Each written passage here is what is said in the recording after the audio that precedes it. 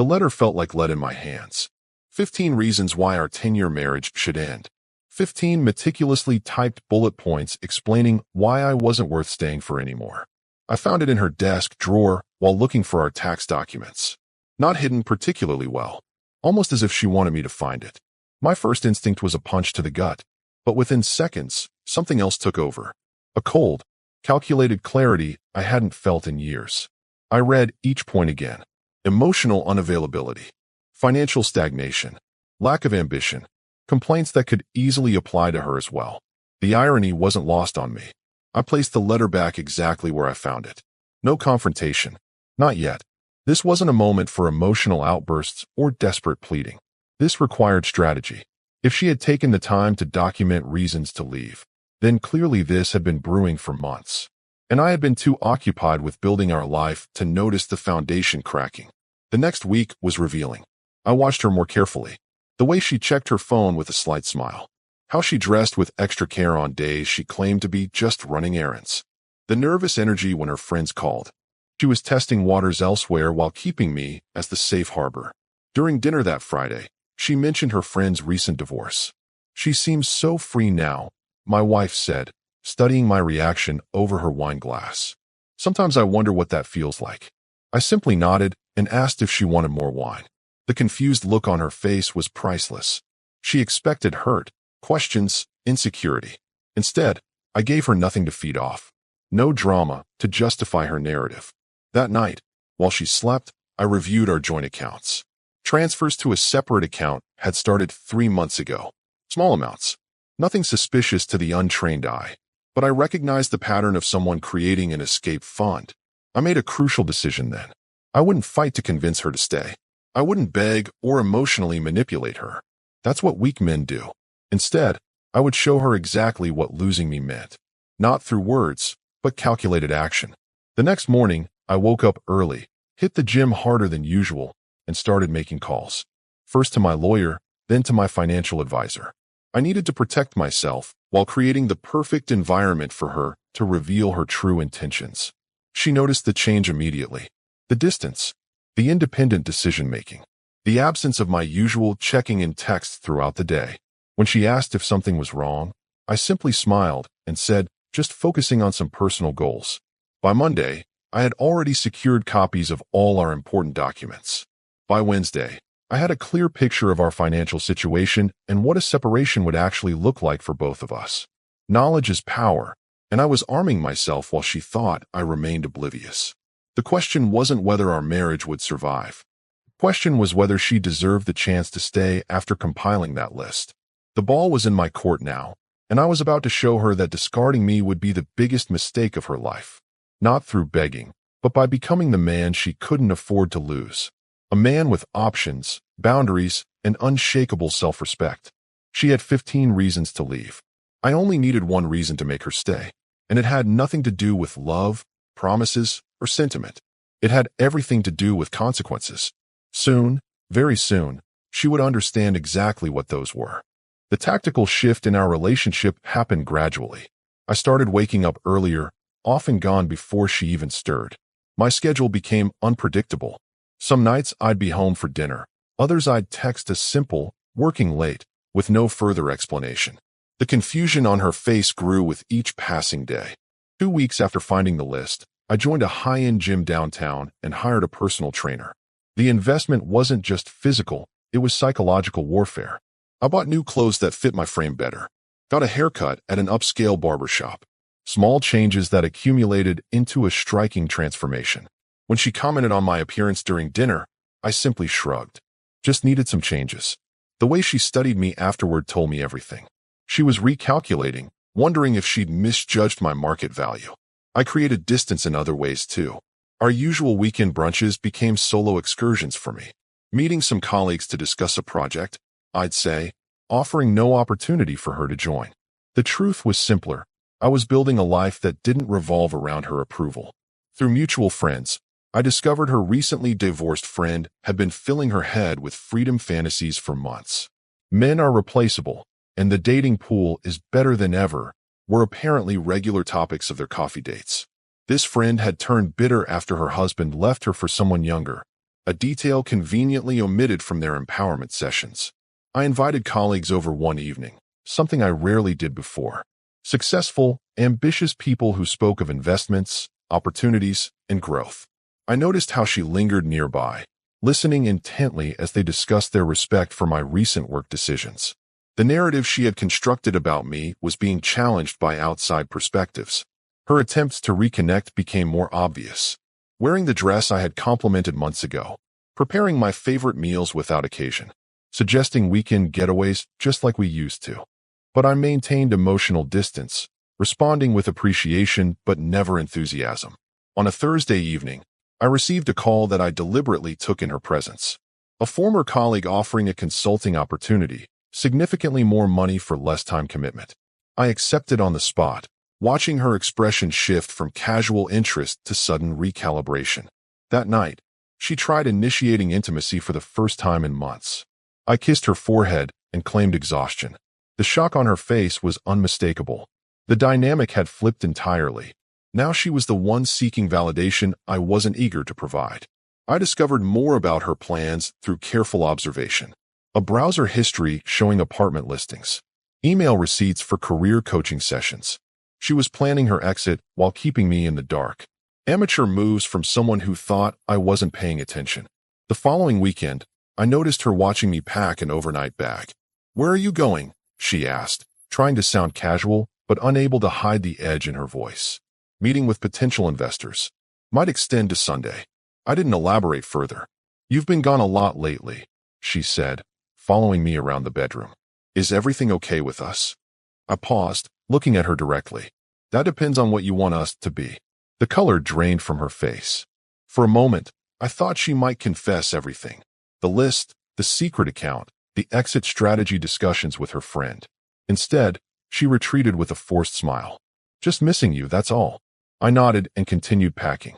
The truth was, I wasn't meeting investors. I was consulting with divorce attorneys to understand my options. Knowledge before action. Always. By month's end, her 15 reasons to leave me would collide with the one reason I knew would make her desperate to stay. And unlike her carefully typed list, my reason couldn't be argued with, negotiated around, or dismissed. The countdown had begun. The third week marked the beginning of my financial recalibration.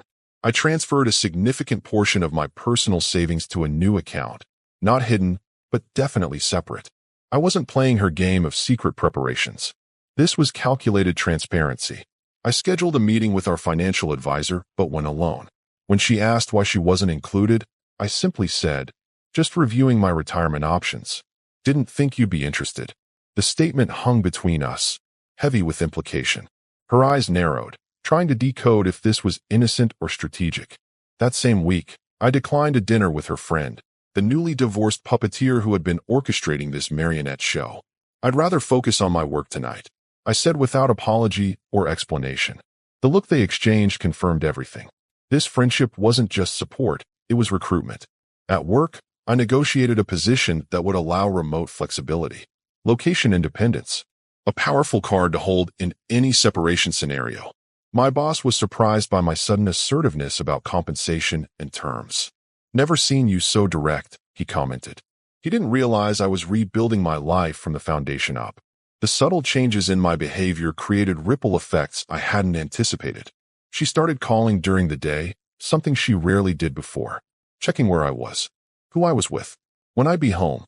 I answered with brief, cordial responses that offered no emotional foothold. One evening, I caught her looking through my phone while I was showering. When I entered the bedroom, she quickly set it down, pretending to be reading. I didn't confront her. Instead, I dressed slowly, deliberately, and said, "Find what you were looking for," before walking out to make a call. The power of acknowledging her actions without showing anger left her visibly shaken. Her tactics shifted after that. She suggested couples therapy, a weekend retreat, even a second honeymoon. Classic preservation moves from someone realizing their safety net was being methodically removed. I responded to each suggestion with, "Let me think about it," never committing, never refusing outright. I focused intensely on building value in every aspect of my life. Old friends called, remarking how I seemed more engaged, more present. Colleagues noted my increased productivity and creative problem solving. I was becoming the best version of myself. Not for her, but because excellence is the ultimate revenge against someone who underestimated you. The list of 15 reasons remained in her desk drawer. Occasionally, I checked to see if it was still there. It always was, sometimes with coffee stains or wrinkled edges, signs she'd been reviewing it, perhaps questioning her own logic. By month's end, 3 things had fundamentally changed. First, my physical presence had transformed. The hours at the gym had sculpted a sharper, more defined physique that made heads turn at the office. Second, my financial standing had strengthened considerably with new investments and income streams. Third, and most importantly, my mental framework had shifted from husband to strategist. I arrived home late one evening to find her waiting in the kitchen. Dinner made, wine poured, wearing an outfit I'd bought her last Christmas. "I thought we could talk," she said, gesturing to the elaborate spread. "About us." I sat down, maintaining neutral expression. "What about us?" I asked, taking a sip of water instead of the wine she'd poured. "You've changed," she said, leaning forward. "You're distant, unavailable. I feel like you're slipping away."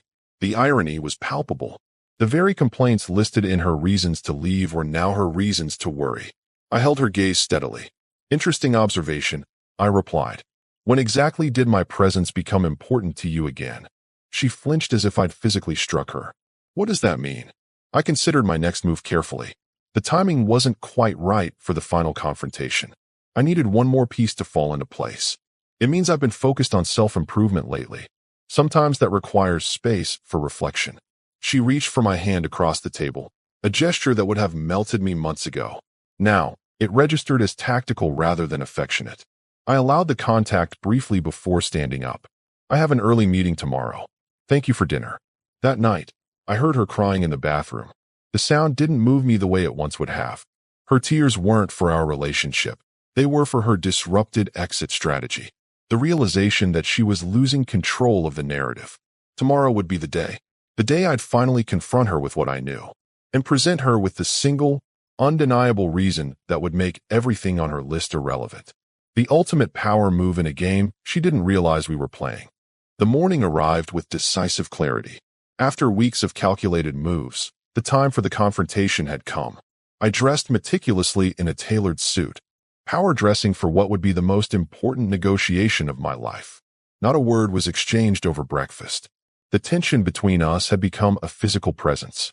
I left for work as usual, but returned home unexpectedly at noon. As anticipated, she was on the phone, speaking in hushed tones. I stood silently in the doorway of our home office, watching her scramble to end the call when she noticed me. "You're home early," she said, composure cracking slightly. "Is everything okay? We need to talk." I replied, my voice measured and controlled. "Now." The color drained from her face as I walked to her desk, opened the drawer, and removed the list. 15 reasons to leave me. I placed it between us on the coffee table. "When were you planning to discuss this with me?" I asked, maintaining unwavering eye contact. Her mouth opened and closed several times before she managed. "How long have you known?" "Long enough to understand exactly what's happening here." I remained standing while she sat frozen. "Your friend gets divorced, and suddenly our decade-long marriage needs evaluation." Convenient timing. She attempted damage control immediately. "It's not what you think." "It's exactly what I think." I interrupted, my tone even but commanding. "You've been planning your exit for months. Secret bank account, apartment searches, career coaching, all while I was building our future." The shock on her face confirmed my intelligence gathering had been thorough. She hadn't expected me to know these details. "I was just exploring options," she stammered. "Sometimes I feel undervalued and—" "Let's address your list point by point," I continued, refusing to engage with her emotional manipulation. "Financial stagnation? I've secured a consulting position that doubles my current salary. Emotional unavailability? Interesting complaint from someone who's been emotionally checked out for months." I methodically dismantled each accusation, watching her confidence crumble with every counter. Not with anger or defensiveness, but with factual rebuttals delivered with surgical precision. "Your list reflects your own dissatisfaction with yourself, not with me," I concluded. "You've projected your insecurities onto our marriage because it's easier than addressing your own shortcomings." She began crying. The universal defense mechanism when logic fails. "I don't know what happened to us. You used to be different. We used to be different. I sat down finally, maintaining the power position across from her. People evolve. The question is whether they grow together or apart. You chose apart without giving me the professional courtesy of a conversation. Her tears stopped abruptly. Professional courtesy? Is that how you see our marriage? That's how you treated it, I replied. Like a business arrangement you could terminate with a pros and cons list. The silence stretched between us. Finally, she asked the question I'd been waiting for. So what happens now? I removed an envelope from my jacket pocket and placed it next to her list. This happens now. She opened it with trembling hands, expecting divorce papers. Instead, she found photographs. Her divorced friend with my colleague's husband. Multiple dates over the past month. The betrayal that had broken up another marriage was now targeting another victim. Your friend isn't advocating for your freedom because she cares about your happiness, I said. She's recruiting divorce allies to normalize her own choices. She's destroyed one marriage. Now she's working on yours. Her face registered shock, then denial, then the dawning recognition of truth. How did you get these? That's your takeaway? Not that your primary influence has been systematically undermining our marriage. She stared at the photos, reality crashing through her carefully constructed narrative. This doesn't change the issues between us. No, I agreed. But it contextualizes them. You've been manipulated by someone with an agenda. The question is whether you can recognize that before making an irreversible decision. I stood up, buttoning my jacket with deliberate calm. I'm not going to fight to keep someone who has already decided to leave. But I will give you one reason to reconsider that makes everything on your list irrelevant. Her eyes met mine, a mixture of fear and curiosity. What reason? I know exactly what I bring to the table, and I'm prepared to walk away from it entirely if my value isn't recognized. Unlike you, I've prepared for either outcome. The life you're planning without me won't look anything like the one you've imagined. The quiet truth landed harder than any emotional outburst could have. I headed toward the door. Where are you going? She asked, panic edging into her voice. To a hotel. You have 48 hours to decide what you want. Not what your friend wants. Not what some fantasy future promises. What you want. I paused at the threshold. And if your decision is to leave, I'll respect that. But understand this. There will be no friendship afterward. No chance to return when reality disappoints. Clean break. Permanent. The door closed behind me with a soft click that somehow sounded more final than a slam ever could. The confrontation was complete. Now came the hardest part. Walking away and meaning it, regardless of her decision. The hotel suite offered a stark contrast to our home. Clean lines. Neutral colors. No history embedded in the furnishings. For 48 hours, I maintained radio silence. No calls. No texts. Complete disconnection. The psychological impact of absence speaks volumes that words never could. I focused entirely on business during this separation. Finalized the consulting contract. Began preliminary work on the new project. Established connections with potential clients for future expansion. My productivity soared without the emotional weight of a failing marriage consuming mental bandwidth. My phone lit up consistently throughout the first day. Messages ranging from confused to angry to pleading. I read each one without responding. This wasn't cruelty, it was necessity. Any communication would dilute the impact of my absence and give her emotional ammunition to avoid confronting reality. By the second day, an interesting shift occurred. Her messages changed tone completely. From, "How could you walk out like this?" to, "I've been thinking about what you said." From, "This is so unfair" to, "I made some calls today." The evolution was precisely what I had anticipated. Anger to bargaining to reflection. That evening, my lawyer called confirming everything was prepared if needed. Division of assets. Financial terms. Clean, equitable, and efficient. I had mapped out two distinct futures. One with reconciliation under new terms. One with separation executed swiftly and decisively. Either way, I would emerge with dignity intact. As the 48-hour deadline approached, I checked out of the hotel and drove to a coffee shop several miles from our home. Neutral territory. The final moments of waiting were crucial. I refused to appear anxious about her decision. Whatever she chose, I had already accepted both outcomes as viable paths forward. My phone buzzed at exactly the 48-hour mark. A text asking to meet at our favorite restaurant, the place where I had proposed years ago. a transparent attempt at emotional manipulation through nostalgia. I declined, suggesting the coffee shop instead, setting the tone that sentimentality wouldn't factor into this discussion. She arrived 15 minutes early, another tactical move that I had anticipated. Her appearance was carefully crafted, hair styled the way I had once complimented, wearing the perfume from our anniversary. I acknowledged these details silently while maintaining neutral expression. "Thank you for meeting me," she began, voice steady but hands betraying nervous energy around her cup. "These 2 days have been illuminating." I nodded but offered nothing, forcing her to fill the silence. "I made a horrible mistake," she continued. "The list was never meant for you to see. It was just me working through some thoughts with everything going on with my friend and—" "The list existed," I interrupted calmly. "Whether I was meant to see it or not is irrelevant. You created it. You meant those things at the time you wrote them. That's the reality we're addressing." Her composure cracked slightly. "I've ended my friendship with her. After confirming what you showed me was true. She's been filling my head with worst-case scenarios and independence fantasies for months." "Your choice of influences reflects your priorities," I replied. "But this isn't about her. It's about us. Have you made your decision?" She reached across the table, attempting physical connection. I kept my hands wrapped around my coffee cup, maintaining the barrier. "I want to save our marriage," she said, tears forming. I realize now what I almost threw away because I was listening to the wrong advice and focusing on minor issues instead of what we've built together. I studied her expression, looking for authenticity beyond the performance. "What specifically changed your mind?" The question caught her off guard. She expected immediate reconciliation, not continued evaluation. "When you left, it felt like the floor disappeared. Everything I had taken for granted suddenly seemed precious. The house felt empty in a way I've never experienced. And I realized that none of the things on that stupid list matter compared to losing you." I allowed a moment of silence before responding. "Those are feelings. Emotional reactions to consequences. I'm asking what specifically changed in your understanding of our relationship." She inhaled deeply, recognition dawning that this wasn't a simple makeup conversation. I understood that I'd been measuring our marriage against an impossible standard, that I'd been focused on what was missing instead of what was present.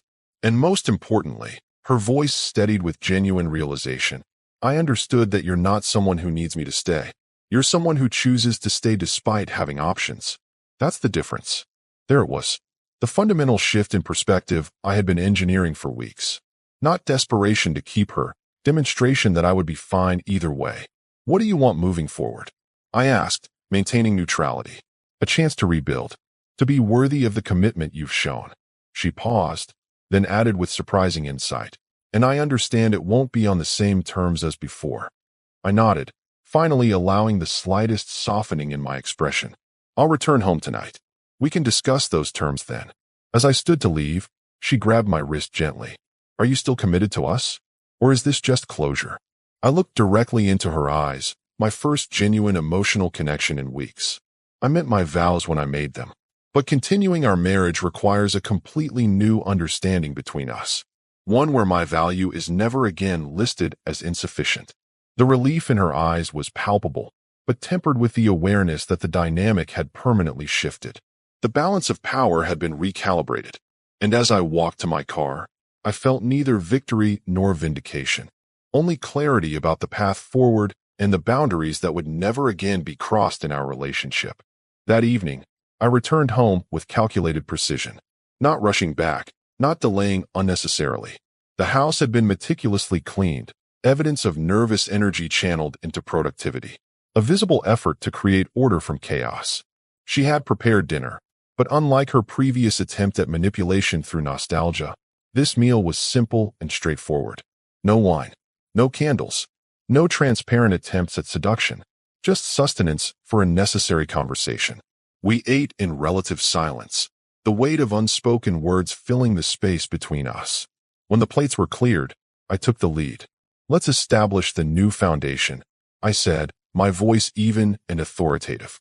"If we're moving forward, these terms are non-negotiable." She nodded, tension evident in her posture but determination clear in her eyes. "Complete transparency," I began. "Financial accounts remain separate, but with full disclosure of transactions. No hidden movements of funds. No secret preparations for exit strategies. She agreed without hesitation. Relationship boundaries, I continued. Any friendship that actively undermines our marriage is immediately terminated. Any evidence of external influence that promotes separation rather than resolution results in immediate reconsideration of my commitment. She swallowed hard but nodded again. Communication protocols, I added. Issues are addressed directly when they arise. No lists. No stockpiling of grievances. No passive-aggressive hints. Direct conversation or the issue doesn't exist. Agreed, she said softly. I've learned that lesson painfully. I leaned forward, maintaining eye contact. Most importantly, respect. Not as a concept, but as a daily practice. My value to this relationship is not measured by your temporary dissatisfaction or external comparisons. It is demonstrated through consistent action over years. Tears formed in her eyes, but unlike before, these weren't tactical. They were recognition of hard truth. I understand, she said, and I want to add something to your terms. I raised an eyebrow, permitting her to continue. Accountability, she offered. I need to earn back the trust I've damaged. I don't expect immediate forgiveness or for things to return to normal overnight. I'm prepared to demonstrate my commitment consistently until it's clear again. The addition surprised me, a sign of genuine reflection rather than performative reconciliation. I nodded approval. There's one more thing, I said, reaching into my pocket. I placed a small box on the table between us. Her eyes widened, confusion evident. What's this? Open it. Inside was a key. Simple, unremarkable, except for what it represented. This is the key to a safe deposit box containing everything I've prepared for either outcome of your decision. Financial documents, legal preparations, evidence gathered, everything needed for separation if that was your choice. Her hand trembled slightly as she touched it. I'm giving it to you because I won't live with contingency plans anymore. Either we're fully committed to rebuilding, or we separate cleanly. No middle ground. No secret preparations. All in or all out. The symbolism wasn't subtle, but it was effective. The transfer of control over the very tools I had created to protect myself from her potential betrayal. She closed her hand around the key, understanding the significance. Thank you for the chance to prove myself worthy of this trust. Don't thank me yet, I replied calmly. The hardest part begins now. Rebuilding takes longer than destroying ever did. Over the following weeks, the transformation in our dynamic was evident to anyone who observed closely. Her previously dismissive attitude toward my career achievements turned to genuine interest and support. My emotional availability increased proportionally to her demonstrated commitment. The pivotal moment came a month later when her divorced friend attempted to reconnect. Instead of hiding the interaction, she showed me the messages immediately and drafted a response declining further contact. No defensive justification. No split loyalty. Clear prioritization of our marriage over toxic influence. That night, as we prepared for bed, she asked the question that had clearly been weighing on her mind. What was it? The one reason you knew would make me stay when I had 15 reasons to leave. I considered her for a moment before answering. It wasn't about making you stay. It was about making you understand what leaving truly meant. I paused, letting the distinction sink in. You weren't leaving a desperate man who would beg for another chance. You were leaving a man who would thrive without you, who had options, value, and a clear vision for his future with or without you in it. Recognition dawned in her expression. The one reason that made all 15 irrelevant was simple. I became the man you couldn't afford to lose, not through manipulation or emotional blackmail, but by embodying my full potential and refusing to accept less than I deserve. She nodded slowly, the truth of it settling between us. That's why none of my reasons mattered in the end, she admitted.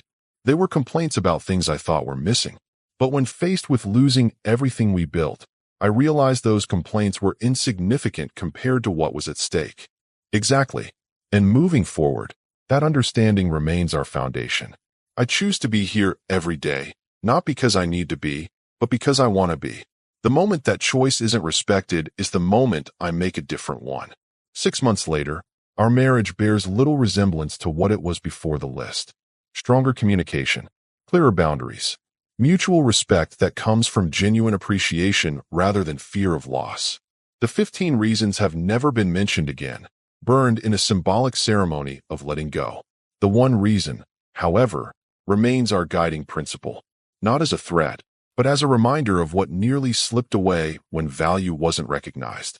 A lesson learned not through desperate pleading, but through confident action and unwavering self-respect.